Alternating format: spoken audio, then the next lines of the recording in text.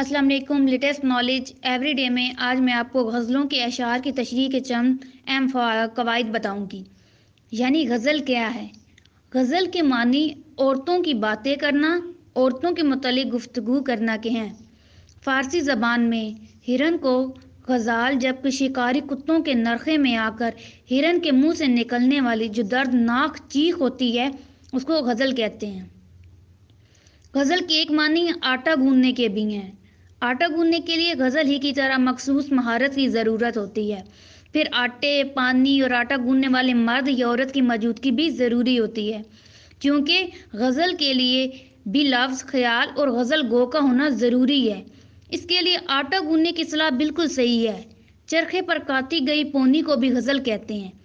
یعنی چرخے کی ہر پونی کو غزل کا شعر قرار دیا جائے تو بات زیادہ واضح ہو جاتی ہے۔ جس طرح کوئی ماہر چرخہ چلانے والا ایک کی جسامت کی پونیاں کاٹتا ہے، غزل گو بھی ایک ہی بحر اور ایک ہی وزن کے شعر کہتا ہے۔ علم و عروج کی مدد سے متعلقہ شعروں کی بحر اور وزن کا حساب لگایا جا سکتا ہے۔ غزل کی ابتدائی شعر کو مطلع کہتے ہیں۔ مطلع کے دونوں مصرے ہم قافیہ اور ہم ردیف ہوتے ہیں۔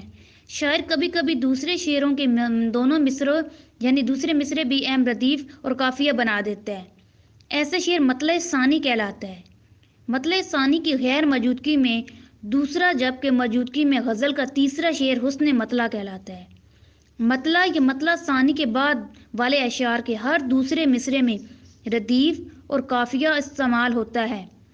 غزل میں ردیف نہ ہو تو اسے غیر مردف غزل کہتے ہیں۔ غزل کا آخری شعر مقطع کہلاتا ہے۔ مقطع کے لفظی معنی جائے قطع کے ہیں، یعنی وہ جگہ جہاں غزل کاٹ دی جائے۔ مقطع میں شاعر اپنا تخلص استعمال کرتا ہے۔ علامہ اقبال کی اتباع میں بعض شعراء نے اپنی بعض غزلوں کے اشعار میں تخلص استعمال نہیں کیے۔ ایسے شعر کو مطلع نہیں بلکہ آخری شعر کہا جائے گا۔ دراصل مقطع ایک اصطلاح ہے۔ اس سے مراد قصیدے یا غزل کا وہ آخری شعر ہے جس میں شاعر اپنا تخلص استعمال کرتا ہے۔ قصیدے میں شاعر کئی بار بالکل آخری سے اوپر والے شعر میں تخلص استعمال کرتا ہے۔ اصطلاح میں وہ بھی مطلع کہلاتا ہے۔ اردو غزل کے اشعار کی تعداد عام طور پر طاق ادار کی حامل رہی ہے، یعنی 5 سے 17 تک کے درمیانی طاق ادار چن لیے گئے ہیں۔ بعض قدیم گو نے ایک ہی بحر اور ایک ہی ردیف قافیے میں دوسری، تیسری اور چوتھی غزل بھی کہی ہے۔ ایسی غزلوں کو اصطلاح میں 2 غزلہ، 6 غزلہ یا 4 غزلہ کہا جاتا ہے۔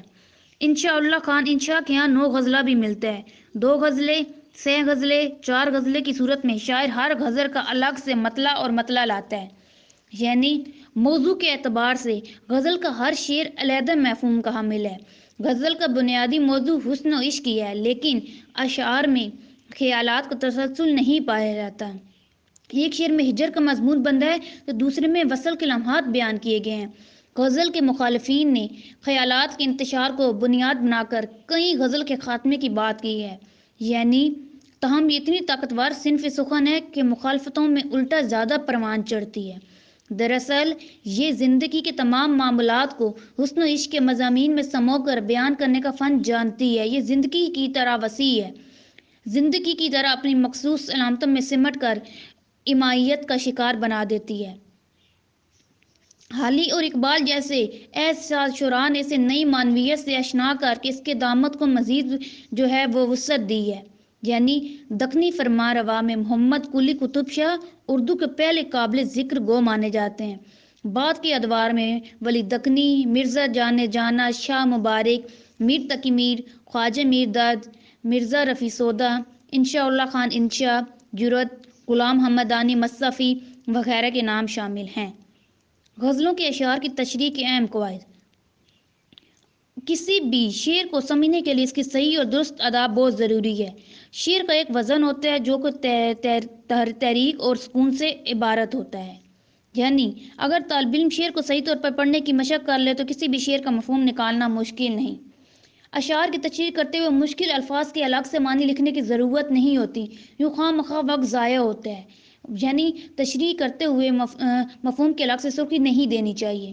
تشریح کرنے کا بہترین طریقہ یہ ہے کہ تشریح کی سرخی دے کر لفظ مفہوم لکھے بغیر 2-3 سطروں میں متعلقہ شعر کا مفہوم لکھا جائے اور نیچے نئے اقتباس کی شکل میں تشریح شروع کر دی جائے۔ غزل گو انسان کے مختلف جذبات کو بیان کرتے ہوئے کئی بار واحد متکلم کا صیغہ استعمال کیا ہے۔ ایسی صورت میں سے مراد شاعر نہیں بلکہ کوئی تیسرا شخص یا عاشق ہوتا ہے جس کا خوشی یا غمی کا کوئی جذبہ بیان کیا جا رہا ہو۔ اسی طرح شعر کی تشریح شاعر کے بجائے کسی تیسرے شخص یا عاشق کے حوالے سے کی جاتی ہے۔ اگر آپ لوگوں کو ہماری یہ ویڈیوز پسند آ رہی ہیں تو زیادہ سے زیادہ لائک کریں۔ Thank you.